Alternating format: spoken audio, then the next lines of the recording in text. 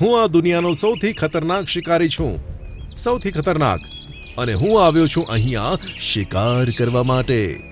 અરે બાપ રે! તમે લોકો મારાથી દૂર હટો. હું આ દુનિયાનો ખતરનાક કૂતરો છું, સૌથી ખતરનાક કૂતરો. જંગલમાં ક્રિકેટ. એક વખતની વાત છે. જંગલના બધા જાનવર સાંજે રમતા હતા. ત્યાં મોન્ટુ વાંદરો આવી ગયો. મોન્ટુ વાંદરા આવી ગયો તું? આ વખતે તો શહેરમાંથી પાછા આવતા ઘણું મોડું કર્યું. હા યાર, આ વખતે તો મારું બહુ જ મન લાગ્યું. હું તો મેદાનની બાજુના ઝાડ પર રહેતો હતો. ત્યાં મેં જોયું કે માણસો કેવી રીતે ક્રિકેટ રમે છે અને બહુ એન્જોય કરે છે. આવું સાંભળી બધા જાનવરો તેની પાસે ભેગા થઈ ગયા. અને પછી મોન્ટુ વાંદરાએ તે બધાને ક્રિકેટ વિશે કહેવાનું શરૂ કર્યું. બધાને ક્રિકેટ થોડું સમજાઈ ગયું અને પછી બધાએ નક્કી કર્યું, જ્યારે માણસો ક્રિકેટની મજા લે છે તો આપણે કેમ નહીં? હા, હું પણ ઈચ્છતો હતો. તેથી બેટ અને બોલ લાવ્યો છું. બસ પછી શું હતું? તેઓ એક સરસ મજાની જગ્યા જોઈ અને સ્ટમ્પ રોપ્યા અને બધાએ રમવાનું શરૂ કર્યું. રામુ હાથીએ બોલ નાખ્યો અને છોટું હરણે શોટ માર્યો. આલો! બોલ ઘણી દૂર ગઈ. ગેંડો અને શિયાળ બોલ શોધવા નીકળી પડ્યા અને હરણ મજાથી રન લેવા લાગ્યું. આ લોકોને ખબર ન હતી કે તેઓની આસપાસ મોટો ખતરો આવી રહ્યો છે. હું આ દુનિયાનો સૌથી ખતરનાક શિકારી છું, સૌથી ખતરનાક. અને હું આવ્યો છું અહીંયા શિકાર કરવા માટે. તેનાથી થોડે જ દૂર કાળું રીંછ ઝાડ પર બેઠું ગીત ગાતું હતું. શિકારીએ જેવો કાળું રીંછને જોયો તો તે ખુશ થઈ ગયો. હમણાં જ આ રીંછનો શિકાર કરીને ઇતિહાસના પાનાઓમાં મારું નામ અમર કરી દઉં. તેને રીંછ પર બંદૂક તાણી અને નિશાનો લગાવવા લાગ્યો. બીજી બાજુ રામુ હાથી હવે બેટિંગ કરવા આવી ગયો હતો. છોટું હરણે બોલ નાખ્યો તો હાથીએ શોટ માર્યો. પેલો શિકારી કાળું રીંછ પર બંદૂક ચલાવવાનો જ હતો કે ત્યાં તેના માથા ઉપર જોરથી બોલ વાગ્યો. અરે બાપ રે! તેનું માથું ચકરાયું અને બેભાન થઈ ગયો. રામુ હાથી, તું થોડો હલકો શોટ લગાવ ને. જોને બોલ કેટલો દૂર ગયો. તમને લોકોને શોટ મારતા નથી આવડતું એટલે મારાથી બળો છો? હા, તારામાં શક્તિ વધારે છે, તેથી જ કહીએ છે કે શોટ થોડો ધીરો માર. મારે નથી રમવું, હું જાઉં છું. આમ કહીને હાથીએ બેટ જમીન પર ફેંક્યું. આ શું વાત થઈ? આજથી તમે મારા મિત્રો નથી. મારી સાથે વાત કરવાનો પ્રયત્ન ના કરતા. આમ કહીને રામુ હાથી જતો રહ્યો. બીજી બાજુ શિકારી પણ હવે હોશમાં આવી ગયો હતો. આ જંગલ તો ખતરનાક લાગે છે. ખબર નહીં કોણે હુમલો કર્યો હતો. મારા મત પ્રમાણે મારે જાળ બિછાવી દેવી જોઈએ. આમ વિચારીને તેણે એક જગ્યાએ જાળ બિછાવી અને પછી પોતાના ટેન્ટમાં જઈને આરામ કરવા લાગ્યો. રાત પડતા જ બધા જાનવરોએ હવે ક્રિકેટ રમવાનું બંધ કર્યું. થેન્ક યુ મોન્ટુ વાંદરા, ક્રિકેટ રમવાની ખૂબ મજા આવી. ચલો હવે જઈને સૂઈ જઈએ, સવારે ફરી રમીશું. અને બધા જાનવરો પોતાના ઘર તરફ નીકળી પડ્યા. રામુ હાથી હજુ પણ એકલો ફરતો હતો. અંધારું ઘણું થયું હોવા છતાં તે ફરતો હતો. ત્યાં જ અચાનક આખા જંગલમાં તેની ચીસ સંભળાઈ.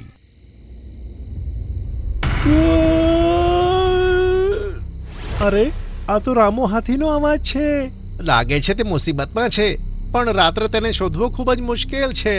ગેંડો, શિયાળ અને હરણ સવાર પડવાની રાહ જોવા લાગ્યા. તેમણે આખી રાત જાગતા પસાર કરી. જ્યારે સવાર પડી ત્યારે મોન્ટુ બંદર બોલ અને બેટ લઈને તેમની પાસે આવ્યો.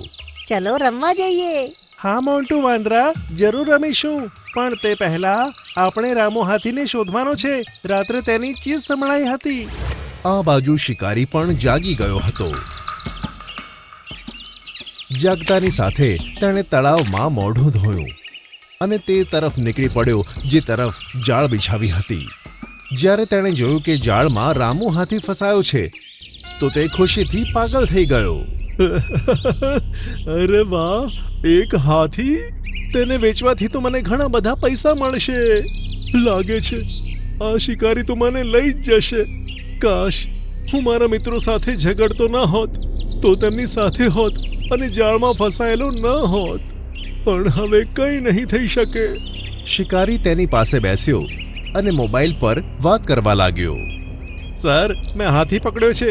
તમે જલ્દીથી ગાડી મોકલો, ક્યાંક તે ભાગી ના જાય. ત્યાં જ બધા જાનવર રામુ હાથીને જાળમાં ફસાયેલો જોઈને ખૂબ જ હેરાન થઈ ગયા. અરે રામુ હાથી, તું જાળમાં કેવી રીતે ફસાયો? શિકારી આટલા બધા જાનવરોને જોઈને હેરાન થઈ ગયો અને તેણે બંદૂક બહાર કાઢી. બધા જાનવર પોતાના હાથ ઉપર કરો. હે, આ હું શું કહું છું? રાત્રે હું પાગલોની જેમ આમ તેમ ફરતો હતો, જેના કારણે હું આ શિકારીની જાળમાં ફસાઈ ગયો. આ જાનવરો એકબીજા સાથે શું વાતો કરે છે અને આ બંદૂક કેમ નથી ચાલતી? બંદૂક ચેક કરતા તેમાં ગોળીઓ જ ન હતી. હે, અબે યાર, આમાં તો ગોળીઓ જ નથી. હવે આ બધાને કેવી રીતે મારું? કંઈ વાંધો નહીં, અમે તને આ જાળમાંથી આઝાદ કરાવી લઈશું. તું ચિંતા ના કર. અને શિકારીએ પોતાના વાળ પકડ્યા. બહુ થયું. હું કોઈ પાગલ નથી, એક શિકારી છું. તમારે મારાથી ડરવું જોઈએ. તમે તો એવું બોલો છો કે જાણે મારાથી ડરતા જ નથી. અરે, આ તો આપણને વઢી રહ્યો છે. ચાલો બતાવીએ કે આપણે તેનાથી કેટલું ડરીએ છીએ. ત્યાં જ મોન્ટુ વાંદરાએ આગળ વધીને તેની બંદૂક છીનવી લીધી અને તેને તળાવમાં ફેંકી દીધી. ના, મારી બંદૂક તમે ફેંકી દીધી. હવે તેને કેવી રીતે શોધીશ? આવ, અમે તારી મદદ કરી દઈએ છીએ. આમ કહીને ગેંડો ભાગતો ભાગતો આવ્યો અને શિકારીને જોરથી ટક્કર મારી અને શિકારી તળાવમાં જઈને પડ્યો. પછી બધા જાનવરોએ રામુ હાથીને જાળમાંથી આઝાદ કરાવ્યો અને શિકારીની જાળને તોડી તોડીને વેરવિખેર કરી નાખી અને ખુશ થઈને ત્યાંથી જતા રહ્યા. બધા જાનવરો ભેગા થઈને હવે ક્રિકેટ રમવા લાગ્યા. આલો ચોક્કો, આલો છક્કો. અને પછી ફરીથી રામુ હાથીનો વારો આવ્યો. રામુ, આ વખતે જોરથી ના મારતો. હા હા, ઠીક છે, બોલિંગ તો કરો. તેમની પાસે ફરીથી તળાવમાં પલળેલો શિકારી આવતો હતો. તેની આંખોમાં ખૂબ જ ગુસ્સો દેખાતો હતો.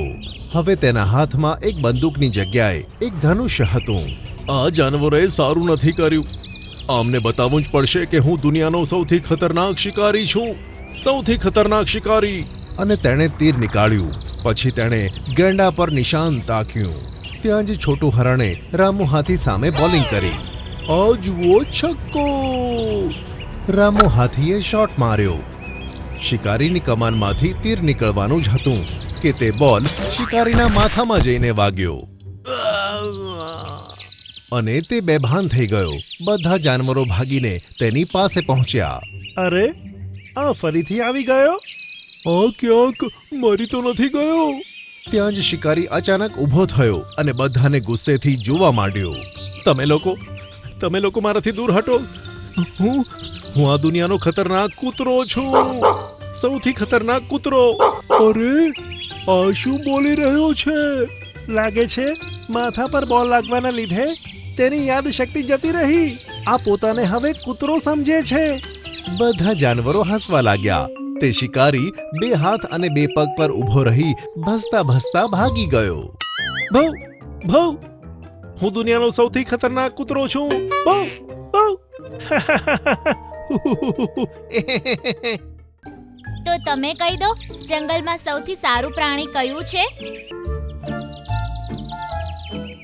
જવાબ તમારી સામે છે. આટલા બધા જંગલના જાનવરોને છોડીને તમે તમારા સવાલોના જવાબ મેળવવા માટે મારી પાસે આવ્યા છો. એનો મતલબ તમે પોતે સમજી શકો છો.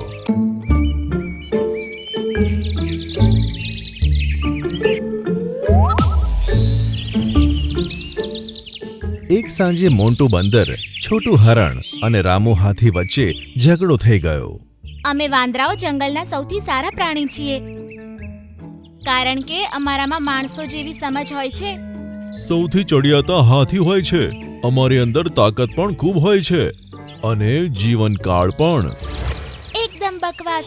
હરણ ભાગવામાં પણ તેજ અને એકદમ સુંદર હોય છે. હરણ સૌથી સારું પ્રાણી છે. તે ત્રણની ચર્ચા લાંબી ચાલી. અને તેઓ પહોંચ્યા શેરખાનની પાસે. તમે લોકો ચર્ચા કેમ કરો છો? તો તમે કહી દો, જંગલમાં સૌથી સારું પ્રાણી કયું છે? જંગલમાં કોઈ જાનવર બેકાર નથી. તે જ રીતે તમે પણ પોતપોતાની જગ્યાએ સૌથી સારા છો. પણ જંગલમાં સૌથી સારું કોણ છે, શેરખાન?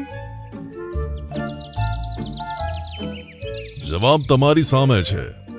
આટલા બધા જંગલના જાનવરોને છોડીને તમે તમારા સવાલોના જવાબ મેળવવા માટે મારી પાસે આવ્યા છો.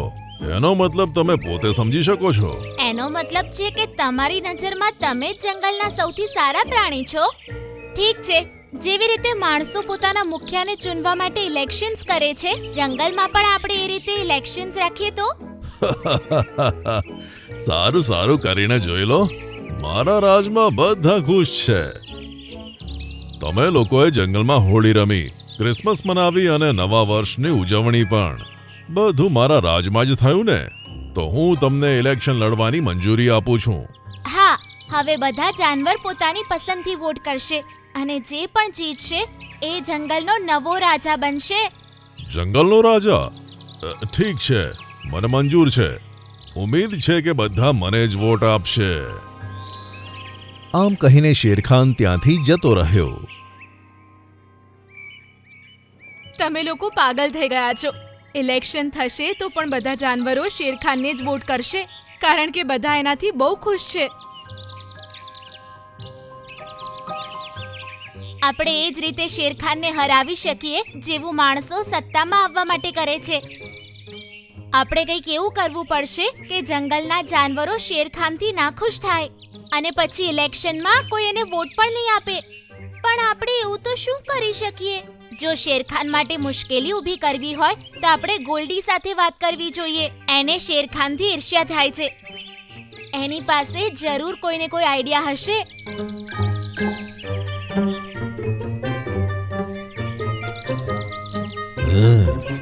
તમે અત્યારે જ મારી સાથે કાળી પહાડી આવો. ત્યાં પીળા રંગના ઝેરી ફૂલો ઉગે છે.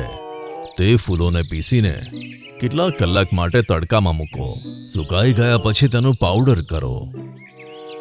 જો તે પાવડરને તમે તળાવના પાણીમાં નાખશો ને તો તેનો અસર ચાલુ થઈ જશે અને પછી જે જાનવર તે પાણી પીશે ને તેની તબિયત ખરાબ થઈ જશે.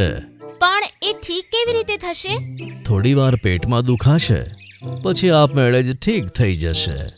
પણ શેરખાન આનો ઉપાય નહીં શોધી શકે, જેથી જાનવર નારાજ થઈ જશે અને ઇલેક્શનમાં તેને વોટ નહીં આપે.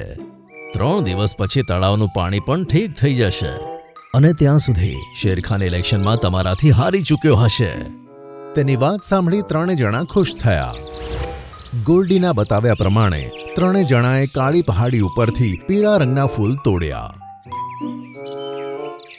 અને પોતાના જંગલમાં લઈ ગયા. તળાવની પાસે લઈ જઈને તેમને પીસ્યા અને પછી તડકામાં સૂકવવા મૂક્યા. સૂકાયા પછી તેમનો પાવડર બનાવ્યો અને સાંજે અંધારામાં બધાથી છુપાઈને તેને તળાવમાં નાખ્યો. સવાર થતા થતા તળાવનું પાણી પીળું થઈ ગયું. બધા જાનવરો તળાવમાં પાણી પીવા માટે આવવા લાગ્યા.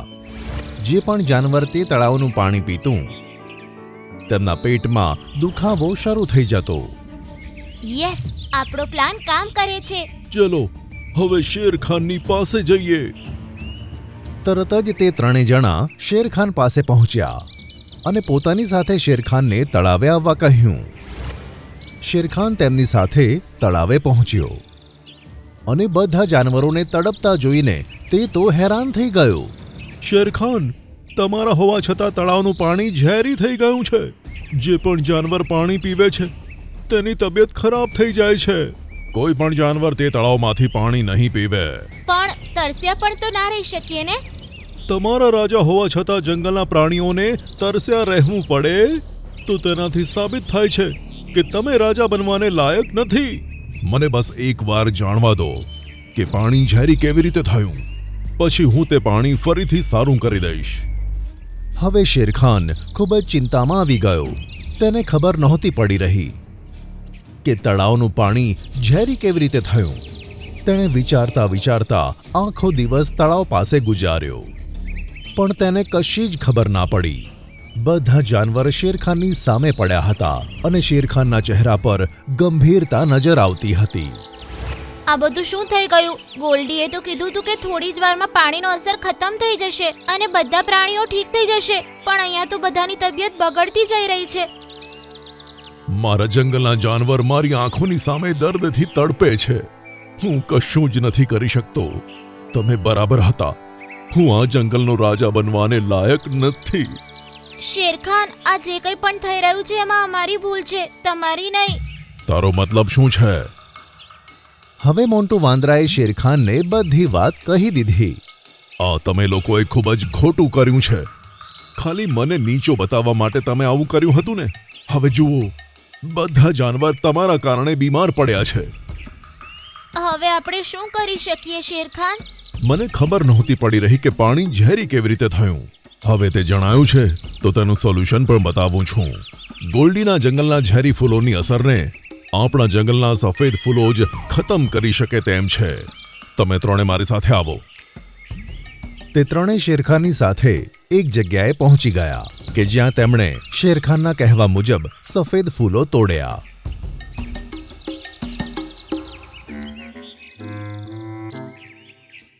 અને તે લઈને તળાવ પાસે આવ્યા. શેરખાને બધા જાનવરોને એક એક સફેદ ફૂલ ખાવા માટે કહ્યું.